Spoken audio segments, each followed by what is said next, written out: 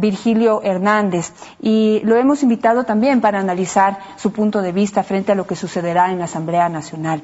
El presidente de la República ya lo ha advertido: si la oposición sigue empeñada, en este caso, en pedir la reconsideración de la votación de Fernando Cordero o a favor de Fernando Cordero, el fantasma o la posibilidad de la muerte cruzada se aviva. Y yo le pregunto, ¿es la salida, la única salida que hay a este momento de crisis dentro de la democracia en nuestro país? Muy buenos días.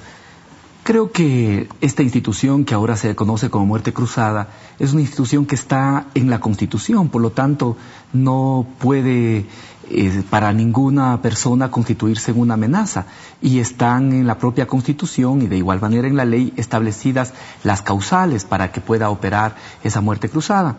Pero esta es una causal, lo que está sucediendo ahora, que hay, digamos, una división de las fuerzas en la Asamblea y se están disputando casi que uno a uno los votos, es decir, que la tendencia puede cambiar por uno u otro voto. ¿Ese es un motivo para llamar a muerte cruzada? Yo no tuve la oportunidad de ver de manera completa la entrevista con el presidente de la República, pero escuché la parte final, y en la parte final él decía: porque estoy seguro que en 10, en 15 minutos tendremos las causales para poder convocar a muerte cruzada. Creo que hay que ir más allá de la declaración y mirar y ver que la necesidad de conformar mayorías es una necesidad legítima en un gobierno democrático. Nosotros, quienes tenemos aún el bloque mayoritario, fuimos votados por el pueblo ecuatoriano. Fue el pueblo ecuatoriano quien decidió la configuración de fuerzas en la actual Asamblea Nacional, y por ende nosotros creemos que tenemos la obligación de presentarles nuestros candidatos a la Asamblea Nacional. Eso hicimos. La Asamblea Nacional, en este caso, pudo decidir por la elección del presidente Fernando Cordero, y luego tenemos pendiente la elección de las vicepresidencias y de igual manera la conformación de las comisiones. Yo espero por lo menos que eso pueda operar antes del 10 de agosto, de tal manera que cuando recibamos el informe a la Nación del presidente de la República, la Asamblea haya ya complementado con su cuadro directivo. Ahora, existe la posibilidad de que se pueda aprobar la reconsideración de la votación de Fernando Cordero, pero lo que ya no es seguro es que Fernando Cordero pueda volver a ganar o ratificarse su presidencia en la Asamblea. Y eso pues aumenta la posibilidad de ir a una muerte cruzada. Y mi pregunta es en ese sentido: ¿es esa la solución a la crisis en la que están actualmente? Mire, hay toda una discusión jurídica respecto de si es posible o no en estos casos aplicar la reconsideración. Yo creo que al no existir claridad en nuestra norma y al estar permitida la reconsideración de todas y cada una de las decisiones, es posible precisamente pedir la reconsideración. Este es un procedimiento que en la Asamblea, quizá en nuestra próxima ley, toca clarificar. Pero le vuelvo a señalar, más allá de eso, yo no creo que estamos ante el escenario de que no existe la mayoría. Le vuelvo a señalar lo del domingo. A mí me parece que más que una manifestación de la conformación de una nueva mayoría, creo que se expresan algunos de nuestros errores propios del bloque del Movimiento País y también de la relación que tenemos con los aliados. Me parece que si logramos superar estos errores, si logramos superar estos límites que tuvimos el día domingo, vamos a poder complementar la elección del cuadro directivo de la Asamblea, y la Asamblea va a recuperar su ritmo habitual de trabajo. Ahora, digamos, en esto también hay distintos pensamientos dentro de la misma tienda de Alianza País. Hay personas que pues consideran que el no convocar a la nueva sesión para poder elegir vicepresidentes, alargar la convocatoria como está sucediendo en este momento mientras se consiguen los votos para conseguir las vicepresidencias, se corre el riesgo de que las personas que están negociando su voto pues o exijan más cosas de las que se les puede dar, o por otro lado puedan dejarse tentar o irse hacia el otro lado. Y hay otros que consideran que es mejor esperar para ir a una votación más segura. ¿Cuál es su línea? A ver, yo creo que estos sucesos del domingo lo que hacen es generarnos incertidumbre. Por lo tanto, a mí me parece que esa incertidumbre es nuestra obligación que concluya lo antes posible. Yo creo que hay que buscar reanudar no reanudar, sino tiene que nuevamente convocarse a una sesión y ojalá esta pueda desarrollarse entre lunes y martes, antes del 10 de agosto. Yo creo que eso es lo ideal. Le vuelvo a señalar, no me parece que estemos en el punto de que necesitamos los votos para conseguir esa mayoría. Creo que esos votos que se expresaron para la elección del presidente Cordero van a servir de base para poder conformar el resto de dignidades y también para poder aprobar las comisiones. Creo que hay dos discusiones en este momento pendientes al interior nuestro. Uno es si ratificamos o no las candidaturas que existen, y en torno a eso existe todavía alguna dificultad, sobre todo con los sectores políticos aliados. Esta es una dificultad, y la otra es que lo deseable sería que ahora que vamos a elegir los vicepresidentes también conformemos las comisiones, y obviamente eso genera también expectativa respecto de qué comisión conformar, y obviamente por parte de los sectores políticos aliados también genera expectativas respecto de la posición en la que van a estar en cada una de esas comisiones. Ahora, creo que superando esos problemas, ojalá entre lunes y martes podamos elegir a las dignidades de la Asamblea. Para todo primero tienen que asegurarse una mayoría. El presidente de la República ayer en esa entrevista dijo que se está dialogando, se está conversando con 2 miembros de la oposición para garantizar y lograr esa mayoría. No quiso dar nombres porque dijo a última hora cambian el voto y como que uno queda mal. Es más o menos como le estoy interpretando, no estoy repitiendo textualmente sus palabras por si acaso. Entonces quiere decir que todavía están negociando, no tienen segura esa mayoría. Eso por un lado. Y por otro lado, si bien las negociaciones, conversaciones o acercamientos pueden ser legítimas, durante las últimas horas, si quisiera conocer su opinión, han salido algunas,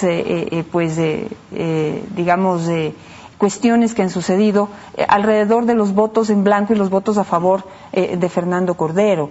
Y eso, digamos, es leído como parte de la vieja partidocracia, algo que prometieron no repetirlo en este nuevo periodo legislativo, en esta nueva era legislativa. Quisiera saber qué opina usted. Después del polémico voto del asambleísta Fernando Vélez, ayer se supo que su esposa fue electa como vicealcaldesa de Santo Domingo de los Colorados con votos precisamente de Alianza País. Los miembros de su tienda la calificaron de traicionera y corrupta. Mire, creo que es importante establecer una diferencia fundamental entre lo que son acuerdos políticos y lo que son negociaciones políticas. Nosotros, y esto lo digo enfáticamente, lo he repetido varias veces, nosotros no vamos a entrar en ese viejo juego de la troncha, del cambio de gobernaciones, del cambio de ministerios o de instituciones estatales. Le digo más. Si es que efectivamente habría habido este tipo de acciones, le aseguro que ya no nos faltarían los votos, que no habría especulación sobre los votos y nos sobrarían los votos. Nosotros hemos logrado acuerdos políticos de personas que se sienten inconformes, descontentas en sus propias organizaciones y por lo tanto buscan cercanía política con el movimiento país. Creo que estas son precisamente las cosas que se pueden entender y que se pueden explicar a la ciudadanía. ¿Me estaría diciendo que parte del acuerdo con el asambleísta Vélez fue precisamente darle a su esposa la vicealcaldía de Santo Domingo de los Colorados? Más que parte de los acuerdos, creo que es la forma como encontramos acercamientos con estos sectores o con estas personas que están inconformes en sus organizaciones políticas. Y esto precisamente, al igual que el discutir legítimamente las aspiraciones que se tiene a nivel de vicepresidencias o de comisiones, son las cosas que en este momento podemos acordar, al mismo tiempo que una agenda legislativa. Usted dice que no se negocian puestos ni cargos y por otro lado me está aceptando que parte del acuerdo, usted no le llama negociación sino acuerdo con el asambleísta Vélez, fue precisamente darle esta vicealcaldía a su esposa, que es una cuota de poder dentro de su provincia. Eso le calmó y entonces entregó su voto hacia el otro lado. Eso es precisamente lo que se está criticando y lo que se decía que formaba parte de la vieja partidocracia. A ver, pero creo que aquí hay que distinguir. Cuando se habla de entregar puestos o cargos, ¿qué es lo que nos pasaba? Que se entregaba a las aduanas, que se entregaba un ministerio, que se entregaba una gobernación, que se entregaba una provincia. Eso nosotros no lo hemos hecho y no lo vamos a hacer, de manera clara. En este caso, se trata, le vuelvo a decir, de un acuerdo político con personas inconformes en su movimiento, a las que no se les está regalando una función. Esta persona ya estaba elegida, venía actuando como concejal. Por lo tanto, ella, al igual que todos los concejales de ese cantón, tenían el derecho de aspirar a la vicealcaldía, como todos y los concejales de ese cantón. Esas son partes de los acuerdos políticos, efectivamente. En el caso del asambleísta Ortiz, Dice el diario El Universo, un juez levantó la suspensión de operaciones de una empresa de la familia Ortiz en Galápagos. Ellos manejan barcos pesqueros, si no me equivoco. Mire, aquí se trata de un tema de carácter judicial. El propio asambleísta Ortiz ha señalado claramente cuáles fueron las motivaciones para no concurrir a esa sesión y para que en ese caso su alterna voto en blanco. Si usted revisa cómo son el cuadro de votaciones, usted va a ver que ahí hay una diversidad de actitudes frente a cada una de las candidaturas. ¿Pero esto entonces no tiene nada que ver con los acuerdos? No, esto no tiene nada que ver con los acuerdos. Nosotros hemos buscado acordar en el marco de lo que podemos. ¿Qué es lo que podemos? Básicamente discutir las dignidades de la Asamblea y las dignidades de cada una de las comisiones. Ahora, me pregunto hasta dónde pueden llegar esos acuerdos con estos asambleístas, digamos, los que hacen las mayorías móviles, como se dice, ¿no? Estos asambleístas que un día pueden estar en un lado como el otro lado, que nunca están seguros de a qué lado están. ¿Hasta dónde pueden llegar los acuerdos? Cada vez que hay una votación importante en la que sus votos sean definitivos, ¿se realizarán entonces acuerdos políticos con estos grupos? Nosotros buscamos conformar una mayoría estable. Este es nuestro propósito fundamental. Pero si usted revisa, el problema, que no es estable. Si cada vez que van a votar, entonces este grupito se voltea, dice, no, yo no sé si voy a votar a la oposición o voy a votar con el oficialismo. Depende de los acuerdos políticos. No, si usted revisa los 63 votos con los que se reelige a Fernando Cordero como presidente, usted va a encontrar que básicamente esos son los mismos votos con los que hemos venido actuando este último año, de tal manera que no hay esa ambigüedad que usted puede señalar. Ese es el bloque básico con el que nosotros buscamos trabajar y profundizar los acuerdos. Ahora, y le digo más.